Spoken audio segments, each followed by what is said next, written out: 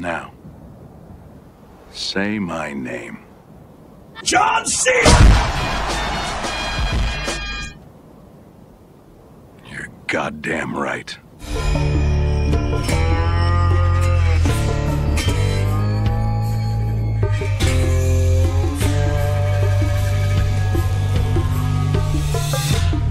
Hello, Internet!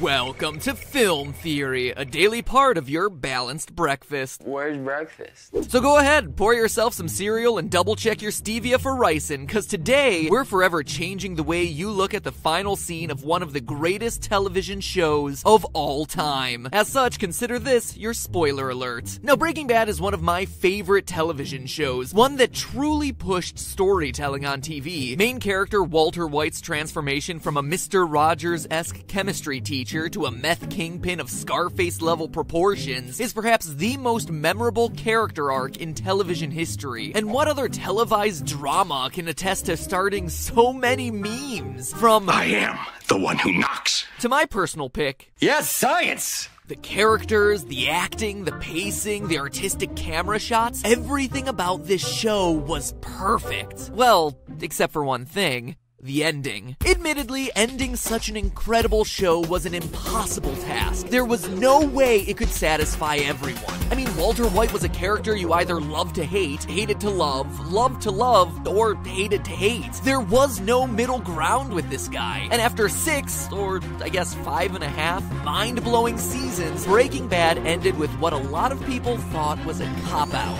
After getting complete closure, apologizing to his wife Skyler, ensuring his children get the remainder of his drug money, killing off the rest of the bad guys, and rescuing his partner Jesse, Walt dies from a combination of a gunshot wound to the abdomen and his returning cancer, all while surrounded by his beloved meth-making equipment. In short, the problem a lot of people had with his ending is that Walt gets everything. He wins. There is no punishment or atonement for all of the awful things he does throughout the series. And let's be honest, he does a lot of awful things. Sure, you may say, oh, he dies, but he dies on his terms. It's a complete victory for Walter White. And that, understandably, frustrated people. But what if I told you there was more to the story? That Walt will face trial and punishment for his crimes. That the ending wasn't as cliched and clean-cut as we've all been assuming the last couple years. In short, are we really sure that the man known as Heisenberg is dead in that final shot? Because let me tell you, I've run the numbers, and he's not. I mean, yeah, he does get a gnarly stomach wound, collapses and lies motionless on the floor for about 20 seconds, as we hear some appropriate blue meth-inspired jams. But is that enough for us to hang our theorist coats up and accept that he's dead? Not a chance! You're goddamn right. Ugh.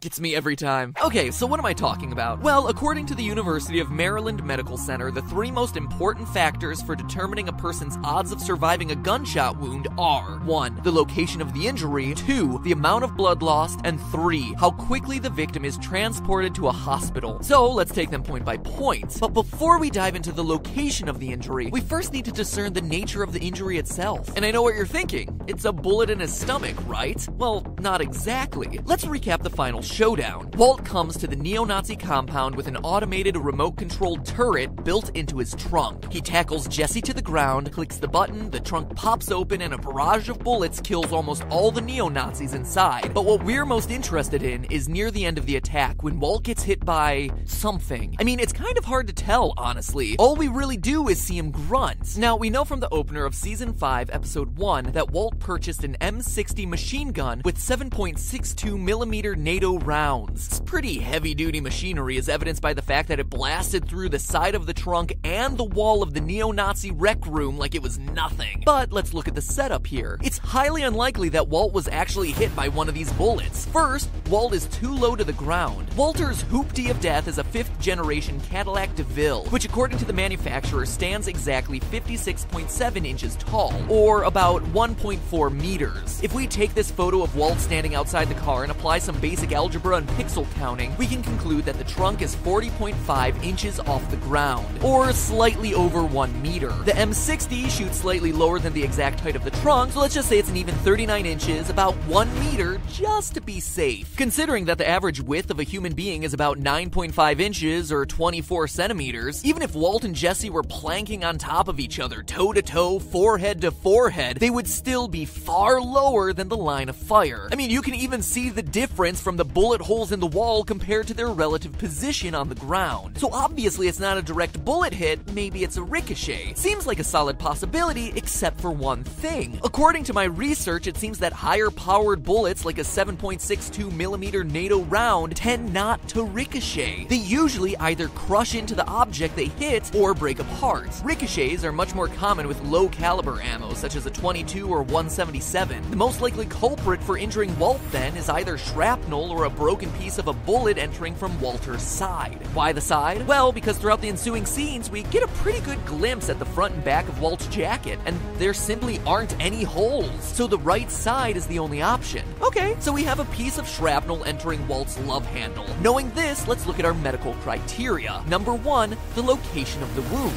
We never actually get to see the wound itself, only the blood stain on the lower right side of his shirt, which is such a shame because I really love that shirt on Walt. Given the radius of the blood stain, we can only make an educated guess as to where the entrance wound is. The biggest risk associated with a bullet wound to the abdomen is hitting either the lower aorta or some of the major blood vessels. If such was the case though, Walter would have keeled over and bled to death very quickly. But that's not what happens. Walter walks, talks, and even tells Lydia that he murdered her with relative grace for over 10 minutes. Now you could potentially write off a lot of Walt's mobility as shock, but even shock can't keep you alive for 10 minutes if a vital organ's been hit in your body. Now, given the location of blood on Walt's shirt, it's likely that the shrapnel got lodged somewhere in his large intestine. And believe it or not, this is actually good news. Quote, the main concern with gunshot wounds that involve the intestines or stomach is not bleeding, but infections that result from spillage of the contents of those organs. End quote. In other words, you're gonna wish you were dead, but it takes days to die from your wound. a study conducted by the medical journal The Annals of Surgery looked at victims of gunshot wounds to the abdomen over a period of 5 years between 1983 and 1987. The survival rate among victims that had no vital organs hit was an astounding 88.3%. That's incredibly high. And with medical technology having only gotten more advanced over the last 30 years, Walt would have a real chance at survival, which means we should move on to the second criteria, amount of blood lost. Now, blood loss is likely the factor that causes Walt to collapse onto the ground and stare blankly up at the ceiling. But the big question here is whether he died due to the blood loss or merely passed out. Well, let's take a look. Although we can't realistically measure the amount of blood that's dripped onto the ground or absorbed onto Walt's clothes, we can draw some encouraging conclusions due to the fact that there's no blood on the other side of his shirt, which means the bullet didn't go through him. Exit wounds leave a much bigger hole than entrance wounds, thereby leading the victim to bleed to death much faster. In other words, this fact buys Walt some valuable time. Now, one thing that I haven't brought up that I'm sure is on the tip of all your theorists' tongues is that Walt's lung cancer is back, thereby making his body more fragile and perhaps more sensitive to blood loss. But get ready to have your mind blown, because there's research to suggest the exact opposite, that his cancer would have increased his chances of survival. There's actually a significant amount of research that suggests that people with pancreatic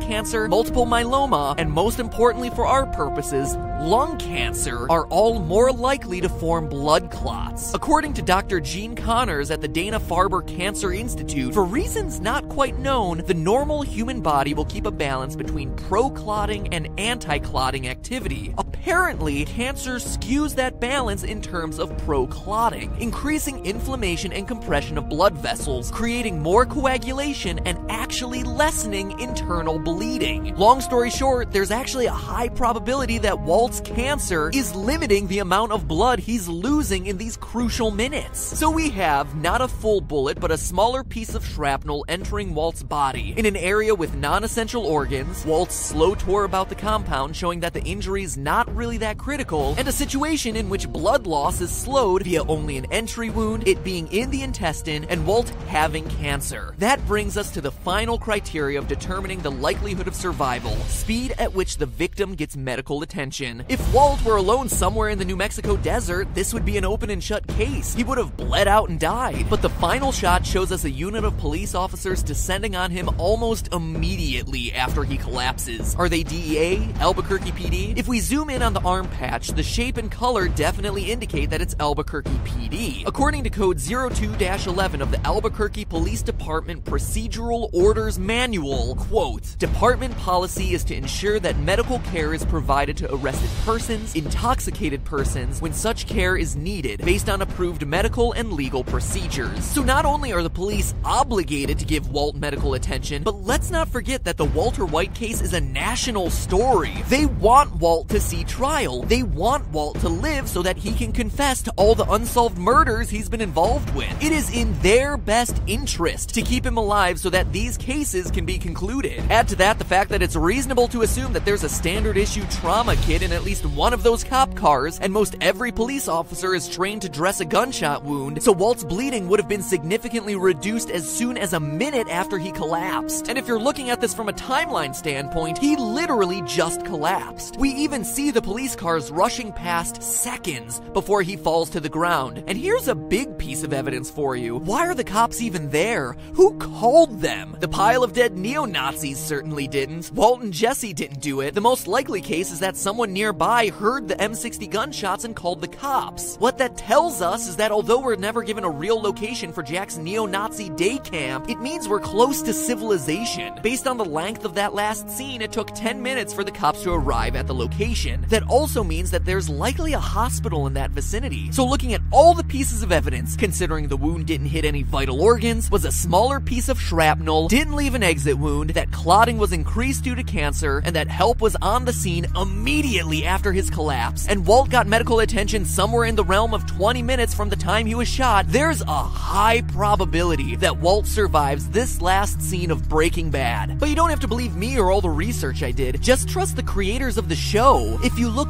really, really closely at that final moment, you see the officer reach out and check for Walt's pulse, and then the scene cuts out before we get his reaction. We don't actually see the results of that test. Think this was a coincidence? Heck no. It was a purposefully done move by a creative team who thought through every last detail of every shot in this show. What seemed like a clear-cut and kinda cliched ending is actually open to interpretation. We just saw the easy, obvious answer, but by doing the research, you see that there's a lot more ambiguity to that final scene. And to that, I only have one thing to say. Yes, science! And before I sign off, if you want more fun and fascinating Breaking Bad analysis, click on the eye icon in the upper right part of the screen to check out my friends over at the Wisecrack channel, who are doing an incredible 5-part series exploring the hidden meaning of each season of Breaking Bad. Relive all the magnets and tighty-whitey goodness with their hilarious and thought-provoking show, Earthling Cinema. Show your theorist pride, tell them Matt Pat sent you, and, I don't know, leave some sort of trolling comment about how Walt isn't dead. Also, if I was you, I'd probably subscribe while I was over there, but you know, your call, your prerogative. And with that being said, remember, that's just a theory. A film, TV theory, and cut. You know what the coolest thing about all of this is? It leaves open the possibility of seeing Walter White's trial appear on Better Call Saul. Wouldn't that be incredible? To see the return of these characters? Make it happen, Vince Gilligan. Make it happen, please. Here, click the bag of blue meth to check out that Breaking Bad miniseries I mentioned over on the Wisecrack channel. Or if you want something truly scary, click the Terminator to see how we'll all be slaves to computers within the next 30 years. Fair warning, the future gets intense, and you'll never look at your laptop the same way again. Now, if you'll excuse me, all this Breaking Bad talk has got me a hankering for some delicious fast food chicken, like El Pollo Loco or something. Don't know why exactly. Strange.